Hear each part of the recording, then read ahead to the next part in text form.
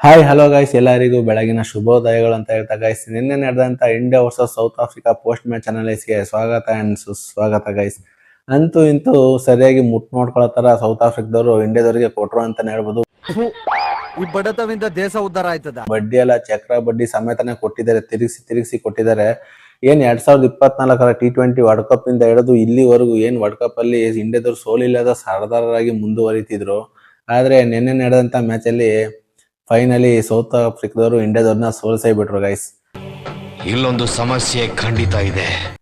ಬಿಡಪ್ಪ, ಏನ್ ಪ್ರತಿ ಒಂದ್ ಮ್ಯಾಚ್ ಏನ್ ಸೋತಿಲ್ಲ, ಅಮಾಸೆಗ ಹುಣ್ಣಿಮೆಗ ಒಂದ್ ಮ್ಯಾಚ್ ಸೋತಿದ್ದಾರೆ, ಅದನ್ನ ಏನ್ ಪದೇ ಪದೇ ಹೇಳ್ತೀಯಾ ಅಂತ ನೀವ್ ಹೇಳ್ಬೋದು ಗೈಸ್. ತಲೆ ತುಂಬಾ ಕರೆ ಕೂದಲಿರುತ್ತೆ, ಆದ್ರೆ ಒಂದೇ ಒಂದು ಬಿಳೆ ಕೂದಲು ಬಂದ್ರೆ ಎಷ್ಟು ಯೋಚನೆ ಮಾಡ್ತೀವಿ ಹೇಳಿ. ಅದೇ ತರ ಈ ಮ್ಯಾಚ್ ನಾವ್ ಯೋಚನೆ ಮಾಡ್ಬೇಕು ಗೈಸ್. ಆ ತರ ಮಾಡಿದ್ದಾರೆ ಸೌತ್ ಆಫ್ರಿಕಾದವರು.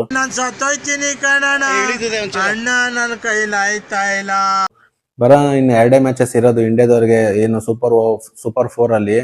ಆ 2 ಮ್ಯಾಚ್ ಇಂಡಿಯಾದವರು ಕನ್ಸಿಕ್ಯೂಟಿವ್ ಆಗಿ ಗೆಲ್ಲೋದಲ್ಲದೆ ಒಂದು ಹ್ಯೂಜ್ ಮಾರ್ಜಿನ್ ಇಂದ ಗೆಲ್ಲಬೇಕಾಗುತ್ತೆ. ಆ ತರ ಒಂದು ಪರಿಸ್ಥಿತಿಗೆ ಬಂದಿದ್ದಾರೆ ಗೈಸ್. ನಿನ್ನೆ ನಡೆದಂತ ಮ್ಯಾಚ್ ಅಲ್ಲಿ 2 ಸರ್ಪ್ರೈಸ್ ವಿಚಾರ ನನಗೆ ತುಂಬಾ ಒಂಥರ ಸರ್ಪ್ರೈಸ್ ಆಯ್ತು ಅಂತಾನೆ ಹೇಳ್ಬೋದು. ಯಾವ್ದಾದಪ್ಪ ಅಂದ್ರೆ ಆರ್ಡನ್ ಮಾರ್ಕ್ರಮ್ ಅವರು ಯಾವ ತರ ಟಾಸ್ ಗೆದ್ಬಿಟ್ಟು ಎಲ್ಲರೂ ಕೆಲವೊಂದು ಮ್ಯಾಚಸ್ ಇಂಪಾರ್ಟೆಂಟ್ ಮ್ಯಾಚಸ್ಗಳನ್ನ ಟಾಸ್ ಒಂದು ಗೆದ್ಬಿಟ್ರೆ ಸಾಕಪ್ಪ, ನಾನು ಫಸ್ಟ್ ಫೀಲ್ಡಿಂಗ್ ಮಾಡಿ ಆಮೇಲೆ ಬ್ಯಾಟಿಂಗ್ ಆಡ್ತೀನಿ ಅಂತ ಯೋಚನೆ ಮಾಡ್ತಾರೆ. ಆದ್ರೆ ಯಾವ ತರ ಒಂದು ಮೈಂಡ್ ಸೆಟ್ ಅಲ್ಲಿ ಬಂದಿರಂದ್ರೆ ಮಾರ್ಕಮ್ ಅವರು, ಫಸ್ಟ್ ಬ್ಯಾಟಿಂಗ್ ಆಡ್ತೀವಿ ಆಮೇಲೆ ನಾವು ಡಿಪೆಂಡ್ ಮಾಡ್ಕೋತೀವಿ ಅಂತ ಒಂಥರ ಗಟ್ಸಲ್ಲೇ ಹೇಳೋರು ಅಂತಾನೆ ಹೇಳ್ಬೋದು ಸೌತ್ ಆಫ್ರಿಕಾದವರು. ಎಲ್ಲರೂ ಒನ್ಸ್ ಅಪಾನ್ ಎ ಟೈಮ್ ಅಲ್ಲಿ ಓವರ್ ಕಾನ್ಫಿಡೆಂಟ್ ಆಯ್ತಾ ಸೌತ್ ಆಫ್ರಿಕಾದವ್ರು ಅಂತ ಅನಿಸ್ತಾ ಇತ್ತು ಎಲ್ಲರಿಗೆ. ನಮ್ದಲ್ಲಪ್ಪ ಓವರ್ ಕಾನ್ಫಿಡೆಂಟ್, ನಿಮ್ದು ಅಂತ ಹೇಳ್ಬಿಟ್ಟು ಟಾಸ್ ಮೂಲಕ ಕೊಟ್ಟಿದ್ದಾರೆ ಮಾರ್ಕ್ರಮ್ ಅವರು. ಇನ್ನು ಎರಡನೇ ಸರ್ಪ್ರೈಸ್ ಏನಪ್ಪಾ ಅಂದ್ರೆ, ನನ್ಗೆ ಇದು ದಡ್ಡತನ ಅಂತ ಹೇಳ್ಬೇಕಾ ಅಥವಾ ಅತಿ ಬುದ್ಧಿವಂತಿಕೆ ಅಂತ ಹೇಳ್ಬೇಕಾ ಸೂರ್ಯಕುಮಾರ್ ಯಾದವ್ ಅಂತ ನಂಗೆ ಗೊತ್ತಿಲ್ಲ. ಯಾವ ಬೋಳಿ ಮಗ ಹೇಳಿದ್ರಿ ಏನ್ರಿ ಅದು ಮಾತಾಡೋದು, ಏನ್ ಮಾತಾಡ್ತಾರ್ರಿ? ಅಲ್ಲ ಗೈಸ್, ಪ್ರೂವ್ ಮಾಡ್ಕೊಂಡಿರೋಂತ ಅಕ್ಷರ್ ಪಟೇಲ್ ನ ಡ್ರಾಪ್ ಮಾಡ್ಬಿಟ್ಟು ಕ್ರೂಷಿಯಲ್ ಮ್ಯಾಚಸ್ ಗಳಲ್ಲಿ ವಾಷಿಂಗ್ಟನ್ ಸುಂದರ್ ನಾಡ್ಸಿದ್ರೆ ಅವಯ್ಯ ಏನಕ್ಕೂ ಯೂಸ್ ಇಲ್ದಂಗೆ ಒಂದು ಬೌಲಿಂಗ್ ಅಲ್ಲೂ ಕಾಂಟ್ರಿಬ್ಯೂಟ್ ಮಾಡ್ಲಿಲ್ಲ, ಫೀಲ್ಡಿಂಗ್ ಅಲ್ಲೂ ಕಾಂಟ್ರಿಬ್ಯೂಟ್ ಮಾಡಿಲ್ಲ, ಬ್ಯಾಟಿಂಗ್ ಅಲ್ಲಂತೂ ಕೇಳೇಬೇಡಿ. ಅವಯ್ಯ ಆಡಿದ್ ನಾನು ನೋಡೇ ಇಲ್ಲ ಸುಮಾರು ಎಷ್ಟು ದಿವಸಗಳಾಗೋಯ್ತು ವಾಷಿಂಗ್ಟನ್ ಸುಂದರ್ ಆಡಿರೋದು ನೋಡಿ. ಆ ಓಯಿನ್ ತಗೊಂಡೋಗ್ಬಿಟ್ಟು ಈ ಪ್ಲೇಯಿಂಗ್ 11 ಅಲ್ಲಿ ಆಡಿದ್ರೆ ಗೆಲ್ಲು ಅಂದ್ರೆ ಇನ್ನು ಎಲ್ಲಿಂದ ಗೆಲ್ತಾರೆ ಹೇಳಿ. ನನಗಂತೂ ತುಂಬಾ ಡಿಸಪಾಯಿಂಟ್ ಆಯ್ತು ಗಾಯ್ಸ್. ಇನ್ನ ಕಾಮಿಡಿ ವಿಚಾರ ಏನಪ್ಪಾ ಅಂದ್ರೆ, ಈ ಮ್ಯಾಚ್ ಅಲ್ಲಿ ಇಶಾನ್ ಕಿಶನ್ ಅವರು ಏನ್ ಪ್ರತಿ ಸಲ ಅಭಿಷೇಕ್ ಶರ್ಮಾ ಕನ್ಸಿಕ್ಯೂಟಿವ್ 3 ಮ್ಯಾಚ್ ಅಲ್ಲೂ ಡಕ್ಔಟ್ ಆಗಿದ್ರು. ಸ್ವಲ್ಪ ಪ್ರೆಷರ್ ಇಳಿಸ್ತೀನಿ ನಾನು ಅಂತ ಹೇಳ್ಬಿಟ್ಟು ಏನ್ ದೊಡ್ಡದಾಗ ಇಶಾನ್ ಕಿಶನ್ ಅವರು ಇದು ಸ್ಟ್ರೈಕ್ ಆಡ್ತಾರೆ, ಅವರೇ ಡಕ್ಔಟ್ ಆಗದ. ಇದಕ್ಕೆ ನಗಬೇಕಾ ಅಥವಾ ಏನು ತಲೆ ಹೊಡ್ಕೋಬೇಕಾ ನನ್ಗಂತೂ ಗೊತ್ತಿಲ್ಲ ಗೈಸ್.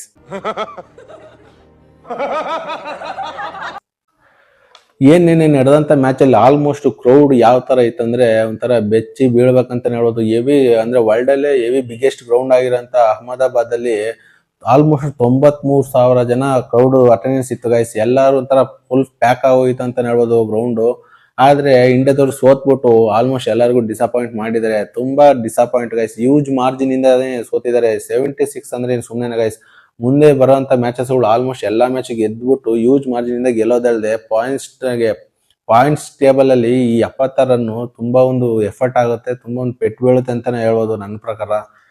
ಇದನ್ನೆಲ್ಲ ಕಣ್ಣಿಂದ ನೋಡಿ ಕಂಗಾಲ ಆಗ್ಬಿಟ್ಟಿದೀನಿ.